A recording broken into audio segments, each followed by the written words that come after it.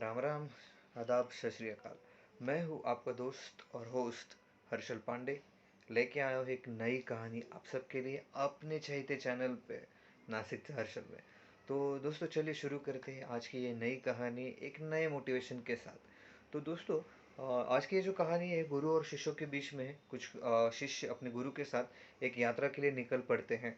हालांकि यात्रा बहुत लंबी होने के कारण रास्ते में चलते चलते वो थक जाते हैं। तो सबके दिल में एक विचार आता है कि हम कहीं पे रुक जाएं। और गुरु के दिल में भी ये होता है कि हम थक जाए, शिष्य भी थक चुके होंगे, तो हम थोड़ी सी विश्रांति कर लें। लेकिन ये सोचने के बाद कि जहाँ पे गंतव्य स्थल है, मतलब जहाँ पे निश्चित स्थल है, वहाँ तक पहुँचते पहुँचते बहुत ज़्यादा देर रात हो जाएगी। तो बेहतर है कि हम आगे चलते रहें। तो आगे चलते चलते रास्ते में उन सबको एक नाला लगता है, जिस नाले को एक लंबी छलांग लगा के उनको कूदना होता है। तो सब तो कूद जाते हैं, लेकिन जब गुरु की बारी आती है, जब वो कूदते हैं तो वो उस पार तो पहुंच जाते हैं, लेकिन उनका जो कमंडल होता है वो उस नाले में गिर जाता है। अभी गुरु के लिए तो कठिनाई होती है कि उनका जो पूजनीय कमंडल है या फिर जो उनकी आस्था का सबसे ज़्यादा बड़ा स्थान होता है, वो तो नाले में गिर गया। लेकिन अभी गुरु ये सोचते हैं कि कौन सा शिष्य या फिर इनमें से कौन सा एक शिष्य है जो इस कमंडल को वहां से बाहर निकालेगा। तो बहुत देर सोचने के बाद शिष्यों में से एक जो है गोपी, वो उठता है और जाता है गांव में एक सफाई कामगार को बुलाने के लिए, ताकि वो उस नाले से कमंडल निकाल सके। पर बाकी जो शिष्य बैठे रहते हैं, उसमें से कोई भी ये हिम्मत नहीं करता है कि उठे और वो नाले से वो कमंडल निकाल सके।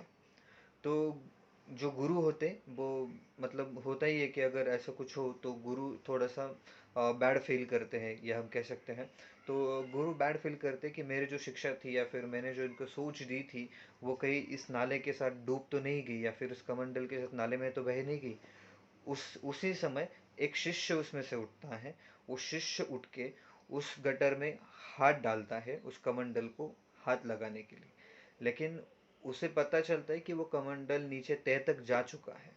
तो वो शिष्य अपने कपड़े उतार के, जो भी अपने कपड़े हैं वो उतार के उस नाले में कूद जाता है, और उस नाले से अपना कमंडल निकाल के अपने गुरुजी को सौंप देता है। इसका मतलब ये हुआ दोस्तों कि आपके लिए कोई भी काम जो है या फिर कोई भी आप जो काम करते हैं, उसको छोटा मत समझिए। क्योंकि कोई भी काम, कोई भी चीज़ छोटी नहीं होती है इस लाइफ में। फिर आप एक मतलब जहाँ पे कंस्ट्रक्शन है वहाँ पे अगर आप मजदूर हो, खेती में कर रहे हो, मजदूरी हो, या फिर आप बहुत ज़्यादा बड़े बिजनेसमैन भी क्यों ना हो, आप कोई भी काम करो, उसे छोटा मत समझो। आपके पास जो भी रिसोर्सेस है, जो भी अवेलेबल चीज़ें हैं, उसके साथ वो काम स्टार्ट कर दो। उस काम को कभी छोटा मत समझिए।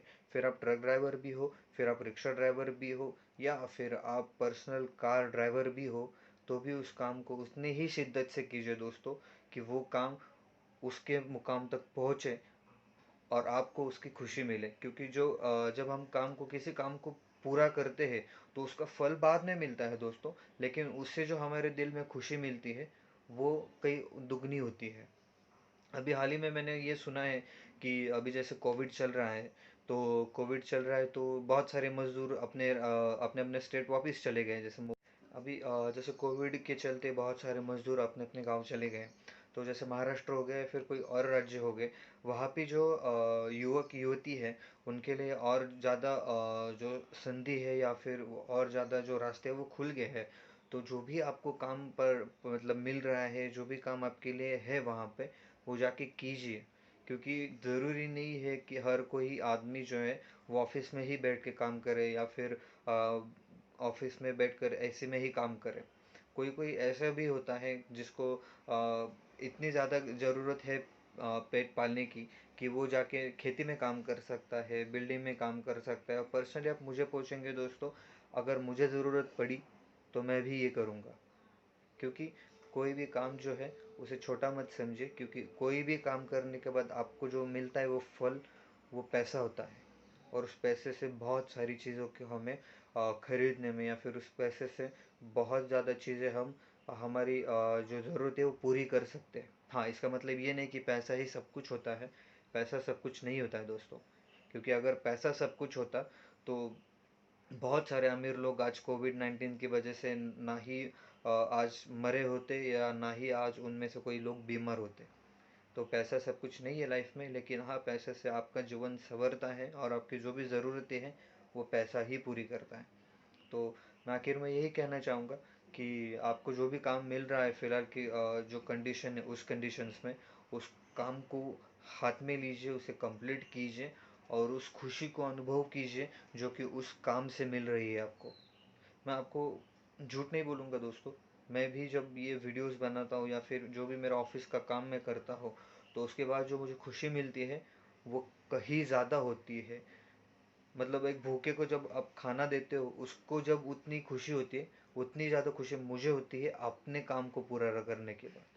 तो जो भी ये स्पेशली मैं एक बात ये जो यंगस्टर्स हैं, यंगस्टर्स अभी मैं भी यंग ही हूँ, वो बात अलग है।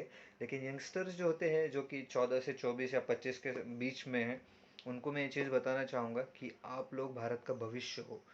तो यूट्यूब या फिर ऐसे कोई जो चीज़ें हैं जो आप फॉलो कर रहे हो, मेक श्योर कि वो चीज़ें आपकी लाइफ संवार दे, क्योंकि यही लाइफ होती है, यही एज होता है जिसमें आपकी लाइफ संवरती भी है और बिगड़ती भी है। तो अच्छे संगत में रहोगे तो आपकी लाइफ सुधर भी जाएगी और बुरे संगत में रहोगे तो बिगड़ भी सकती है। तो दोस्तों, ऐसे ही पार्टनर्स चुनना, ऐसे ही दोस्त चुनना, ऐसे ही साथी चुनना जो आपको अच्छे रास्ते पे लेके जाए, ना कि बुरे रास्ते पे। तो चलिए यहीं पे ख़त्म करती आज का वीडियो। उस without mask, without social distancing का पालन करते हुए बाहर घूम रहे, मैं आप सबसे विनती करूंगा कि अगर आप किसी भी चीज़ के लिए बाहर जा रहे हैं तो कृपया आपके चेहरे पे मास्क लगाइए, हैंड ग्लोव्स अगर बनता है तो पहनिए और सोशल डिस्टेंसिंग का पालन कीजिए, क्योंकि कोविड आपसे डर के भागने वाला नहीं है। गवर्नमेंट हमारे लिए कर रही है, उन्हें प्लीज़ सपोर्ट कीजिए और सोशल डिस्टेंसिंग बनाए रखिए।